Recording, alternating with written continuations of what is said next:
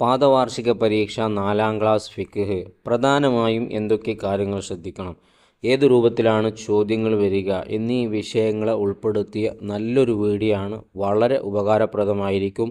മുഴുവനായി തന്നെ കാണാൻ ശ്രദ്ധിക്കുക, നഷ്ടപ്പെടുത്തി കളയരുതെന്ന് ആദ്യം പറയുകയാണ്.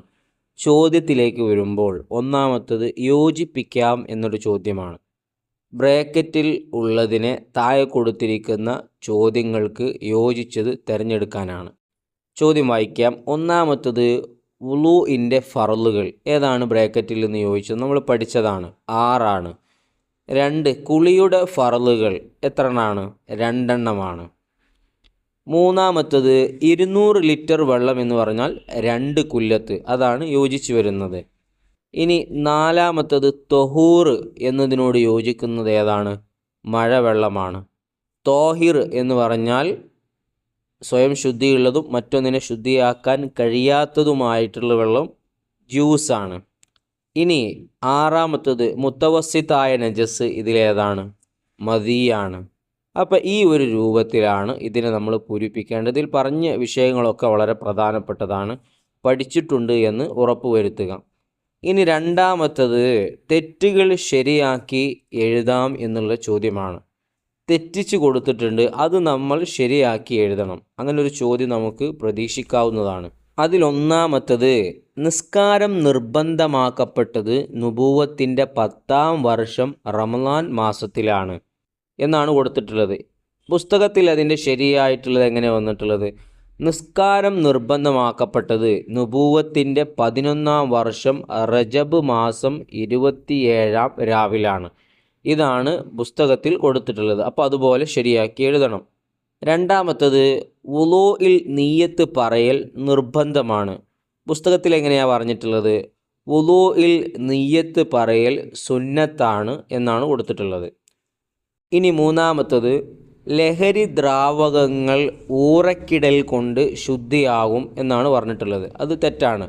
ലഹരി ദ്രാവകങ്ങൾ സ്വയം സുർക്കയാവൽ കൊണ്ട് ശുദ്ധിയാവും എന്നാണ് പുസ്തകത്തിൽ പഠിപ്പിച്ചത്. അതിൽ തന്നെ നാലാമത്തത് ശൗച്യം ചെയ്യേണ്ട വെള്ളം തോഹിറായിരിക്കണം എന്നാണ്. എന്നാൽ ഇതേപോലെ തന്നെ പുസ്തകത്തിൽ എന്താ പറഞ്ഞത്? ശൗച്യം ചെയ്യേണ്ട വെള്ളം തൊഹൂറായിരിക്കണം എന്നതാണ്. അപ്പോൾ ഈ ഒരു രൂപത്തിലാണ് നമ്മൾ തെറ്റ് ശരിയാക്കി എഴുതേണ്ടത്.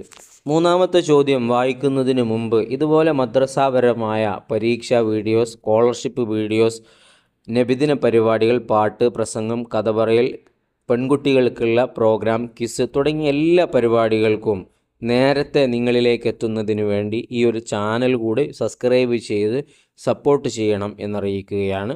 ഇപ്പോൾ തന്നെ ലൈക്ക് അടിച്ചിടുക.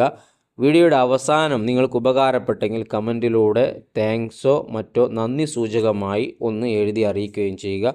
ഉത്തരം എഴുതാം എന്ന ചോദ്യത്തിലേക്ക് വരുമ്പോൾ ഒന്നാമത്തത് മുസ്താമൽ എന്ന് പറയുന്നു ഏതിന്? ഏതിനാണ് മുസ്താമൽ എന്ന് പറയുന്നത്? ഫർളിൽ ഉപയോഗിക്കപ്പെട്ട വെള്ളത്തിനാണ് മുസ്താമലായ വെള്ളം എന്ന് പറയുന്നത്.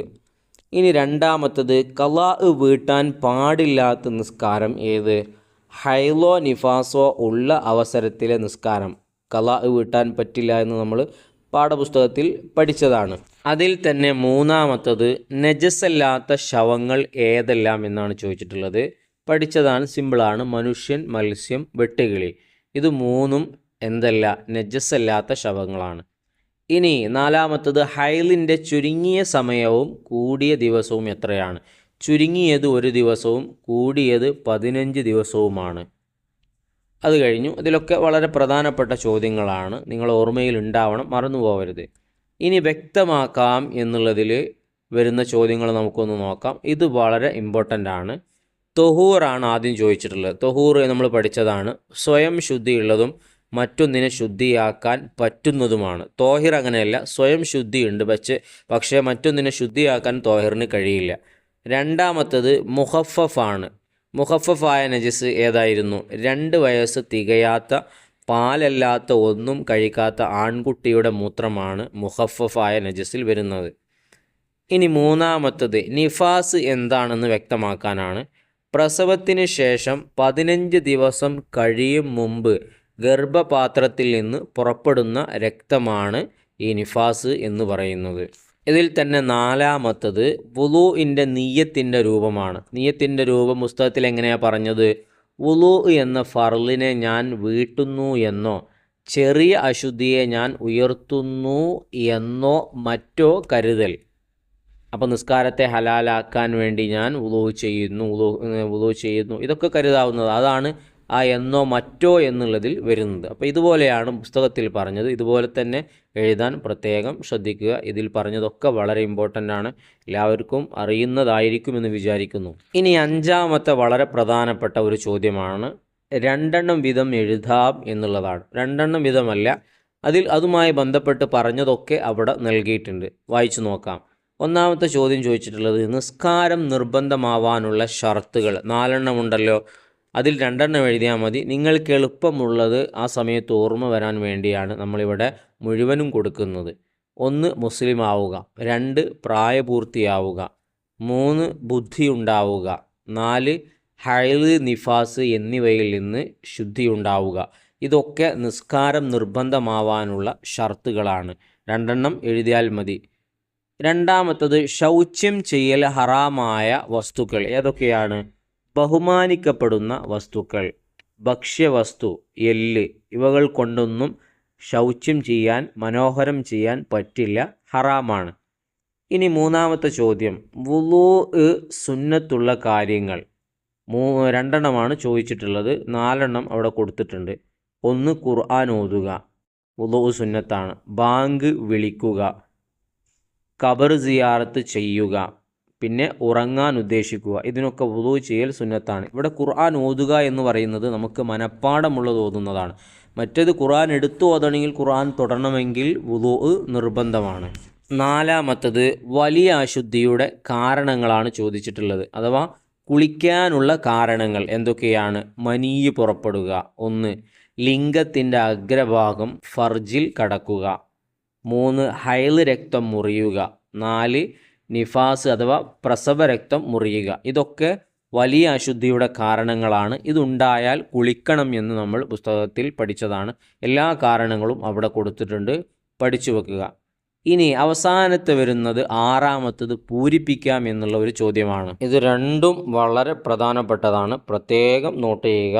ഒന്നാമത്തത് അല്ലാഹുമ്മ ത്വഹിർ ഖൽബി മിനൻ നിഫാഖി വ ഹസ്സിൻ ഫർജി മിനൽ ഫവാഹിഷി. കാപ്പട്യത്തിൽ നിന്ന് എന്നെ നീ കാക്കണം, എൻ്റെ രഹസ്യഭാഗങ്ങളെ മോശപ്പെട്ട പ്രവൃത്തിയിൽ നിന്ന് നീ സംരക്ഷിക്കണം എന്ന പ്രാർത്ഥനയാണ്, ദുആ ആണത്. നമ്മൾ ഇസ്തിൻജാ കഴിഞ്ഞ് മനോഹരം ചെയ്തതിന് ശേഷം ചൊല്ലുന്ന പ്രാർത്ഥനയാണ്. ശേഷം ലാ ഹല്ല ഫിൽ ഇസ്ലാമി ലിമൻ തുറക്ക സ്വലാത്ത. ഇത് നമ്മുടെ നിസ്കാരം എന്ന പാഠത്തിൻ്റെ മുകൾ ഭാഗത്ത് കൊടുത്ത പ്രധാനപ്പെട്ട ഹദീസാണ്.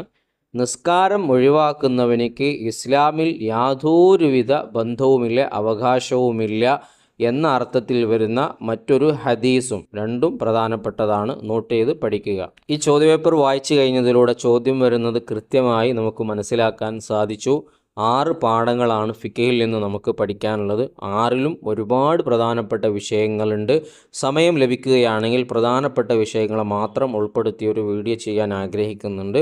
വരികയാണെങ്കിൽ ഇൻഷാ അല്ലാഹ് ഞാൻ കമൻറ്റിൽ അത് പിൻ ചെയ്യും. അപ്പോൾ നേരത്തെ പറഞ്ഞ സബ്സ്ക്രൈബിൻ്റെ കാര്യം നിങ്ങളാരും വിട്ടുപോകരുത്. ഒരു 1.5 ലക്ഷം സബ്സ്ക്രൈബേഴ്സ് ഈ ഒരു പരീക്ഷ കഴിയുന്നതിന് മുമ്പ് പൂർത്തീകരിക്കാൻ പറ്റുമോ എന്നുള്ളൊരു ശ്രമത്തിലാണ്. നിങ്ങളൊക്കെ സഹായിക്കണം. ലൈക്ക് ചെയ്തിട്ടില്ലെങ്കിൽ ചെയ്യുക. നിങ്ങളുടെ അഭിപ്രായങ്ങൾ കമൻറ്റിലൂടെ അറിയിക്കുക. നല്ല വീഡിയോകളുമായി വീണ്ടും കാണാം.